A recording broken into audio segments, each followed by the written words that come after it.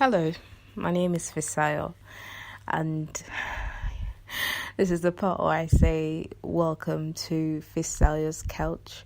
I will begin by saying, putting out a disclaimer here, by saying that I think that sometime in the future, my husband will stumble upon this section of the podcast and we will have a deep conversation about the things that I intend to talk about on this couch. But you see, because that's because he's probably not going to agree with everything that I decide to talk about. And that's fine, because we don't have to agree on everything all the time. That's the thing about being married, isn't it? Two people from different backgrounds coming together to put different frames of reference and different perspectives in the same basket and shaking things up and seeing what comes out of the basket. Sometimes a rabbit, sometimes a dragon, and sometimes maybe very fluffy little chicks, yellow chicks. Okay, so I need a place for expression. I like to think that I'm a very friendly person. Not very many people will agree with that, but I believe that I am a friendly person. The thing, though, is that I do not have very many friends. That sounds like an irony, or is it an oxymoron? But I care about people because I tend to worry about the people that are close to me. I try to limit the number of people who get close enough to me for me to make them objects of worry, or things that I should worry about, or people that I should worry about. Now, on a general level, I care about people. I do not accept injustice lightly. I do things that for people that I'm not looking for praise or gratitude. I just do them because I'm happy. I derive pleasure from trying to do what I can to make other people feel better, even if it's, by a very small degree or to a very small degree. I love doing things like that. But my personal space and the people I allow into my personal space are very limited, and for that reason people think that I'm weird. Some think that I am snobbish, which is ridiculous as far as I'm concerned, because I know that I am not. So being the sort of person that I am, as careful as I am with letting people into my personal space, I require a corner like this, a couch like this, where I can talk about myself and just pour out my perceptions and my perspectives. And I do have several. You will find them to be weird, but that's also all right, because these are my perspectives, these are my observations, these are my opinions. Strong, some will be strong, some will be mild, some will be, all of them will be mine, authentically mine. So it's okay if you don't agree with them. Just do me the honor of listening and then moving along. I think it will be easier to do here on this couch. It's my version of a personal catharsis, a place where I can just blurt things out and not worry about being politically correct, and it's difficult to do that in everyday life because people have several colors. I see people as, these agents walking around with little sachets of different pigmented, highly pigmented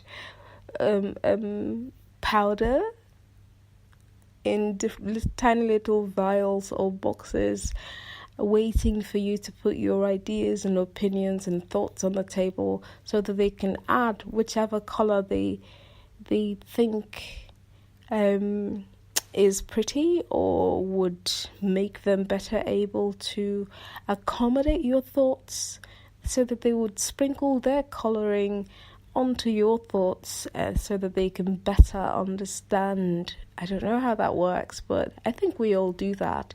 We color people's lifestyles and opinions and thoughts based on our idea of what other people should be, and that just messes things up.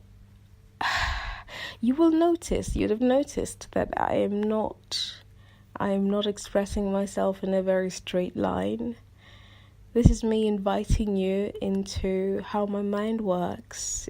My mind goes from Z to P to S to Q to A to B and then probably to R.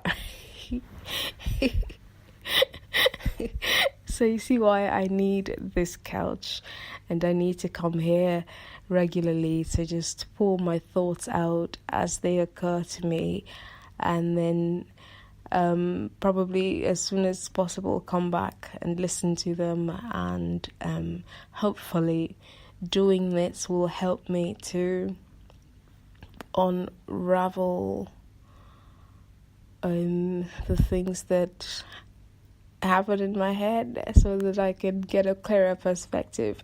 Why am I doing this on my podcast? Well, where else? This way, it's just me and the couch and my thoughts.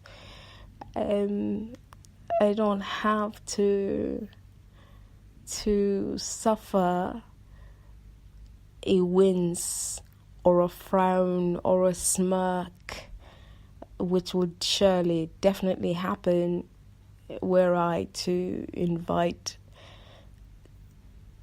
a person to be physically present and, listen to me garbling on about all sorts of things.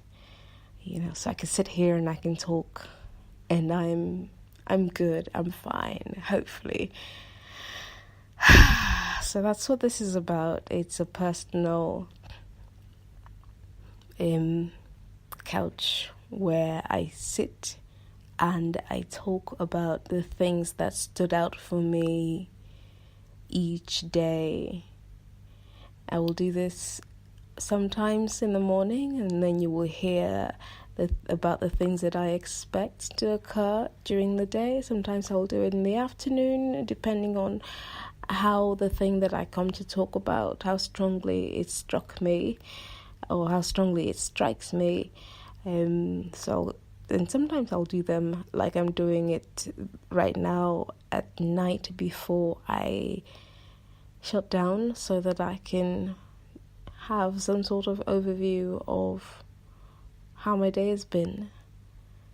This is more for me than it is for you, but I think because we all have some voyeur inside of us, you just might enjoy listening to me babbling about my day and the things that I found fascinating during the course of the day.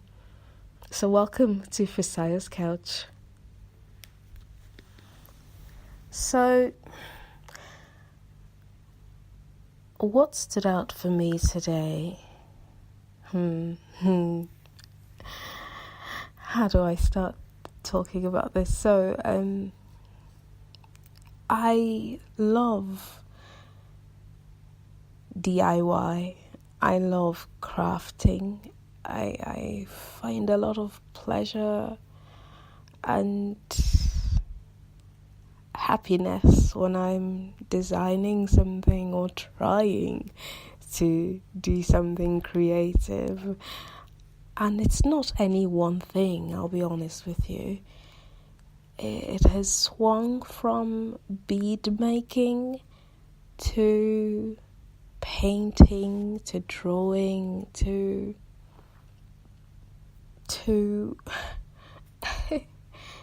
a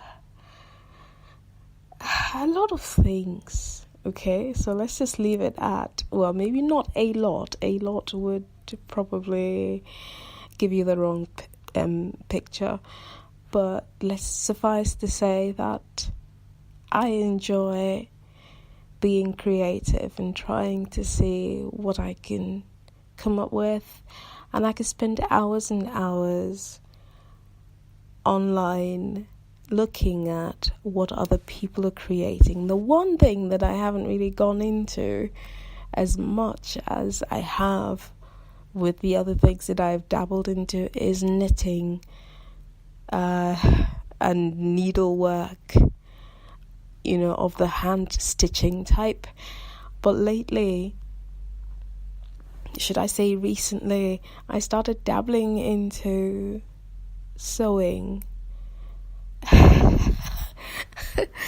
So my family, my mother, growing up, she used to sew. She still can sew. It's just that she never gets around to it as much as she used to these days. But growing up, I have memories of her making dresses for me and for my siblings and for herself, of course. So I think that has stayed with me, and I usually imagine myself creating dresses and things and all of that, but I never learned how to sew.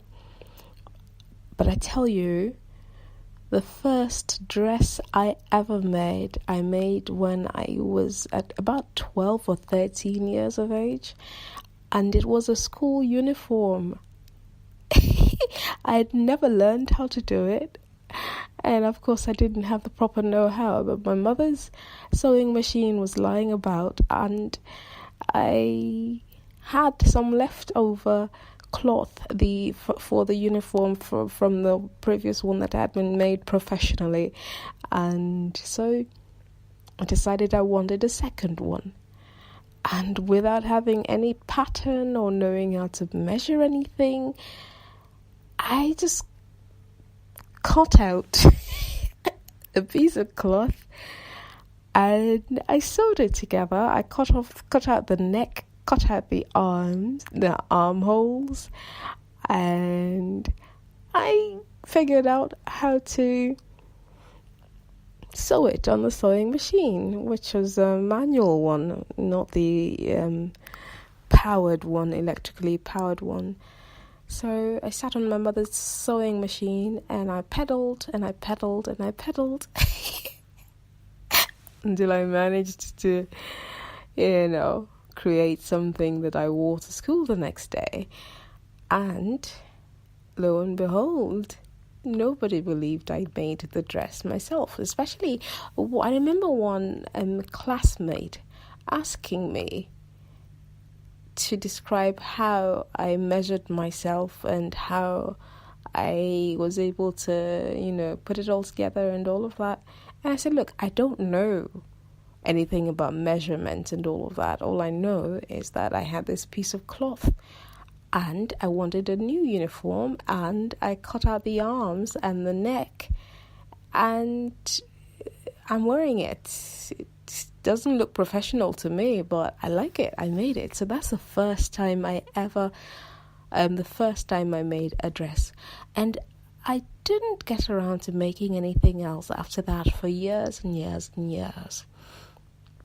As a matter of fact, I didn't try it again until about 4 years ago when I tried to sew a pair of trousers for myself. which wasn't too bad.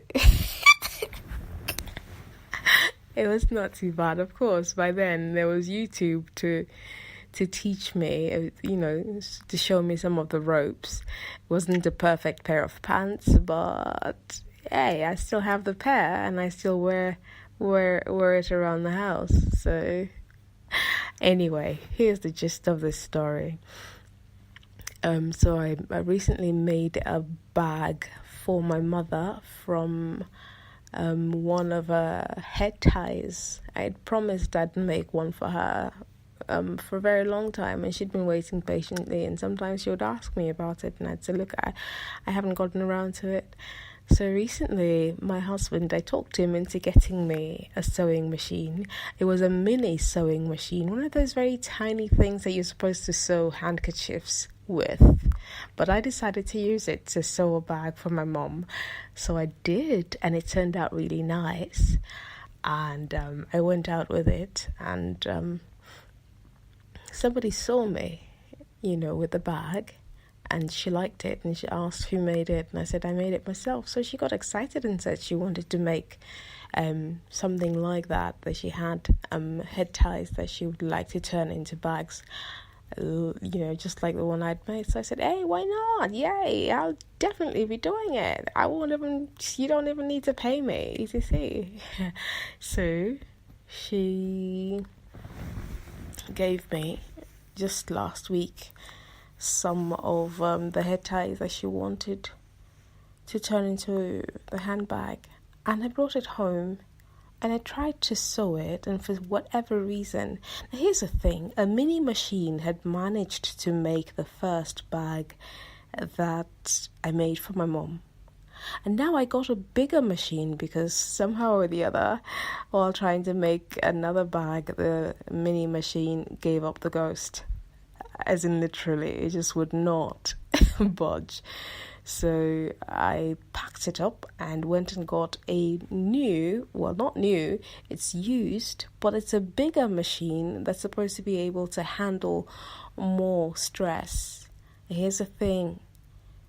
The machine was giving me today all sorts of drama and all sorts of attitude. The needle keeps breaking, one. And then, after I changed the needle, the thread started breaking, and I couldn't get to sew even the one, well, I managed to sew one bag handle, but the second bag handle is still, I had to give up in the end.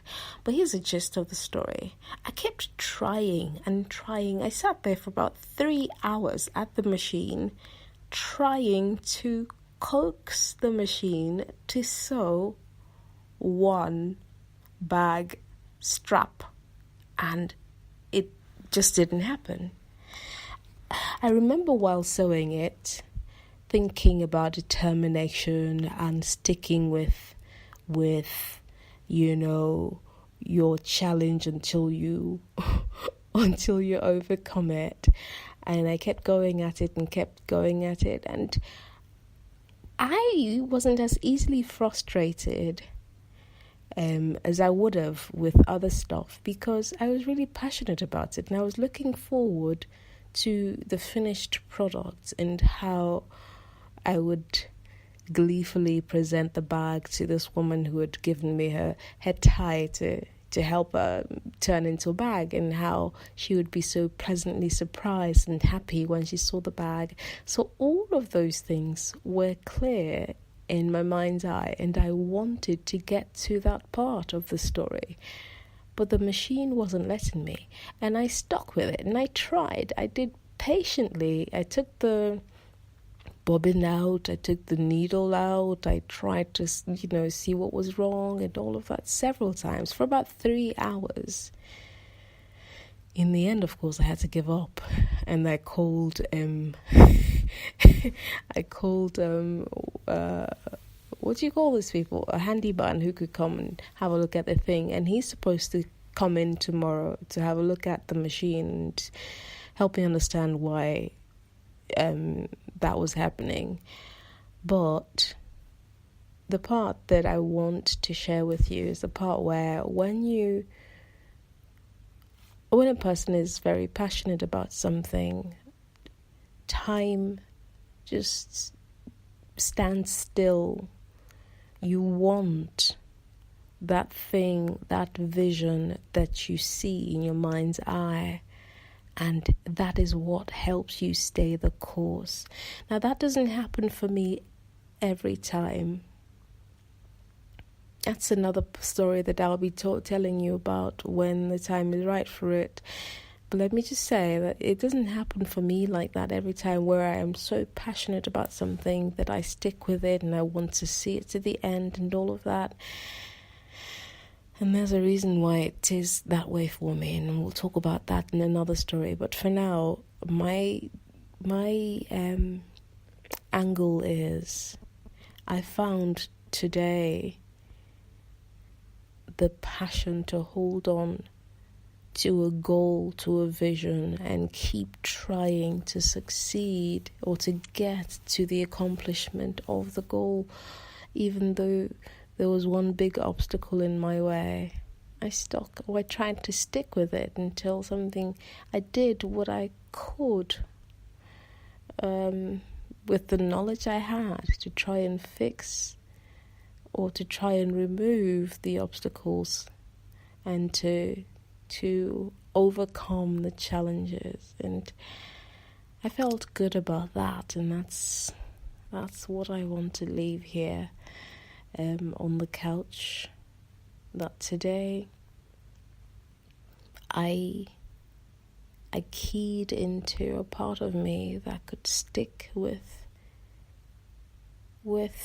a task and try as hard as I possibly can or could. I'm losing my train of thought now. To overcome the challenges, because I desired the end result intensely. I remember that while I was in that on that adventure,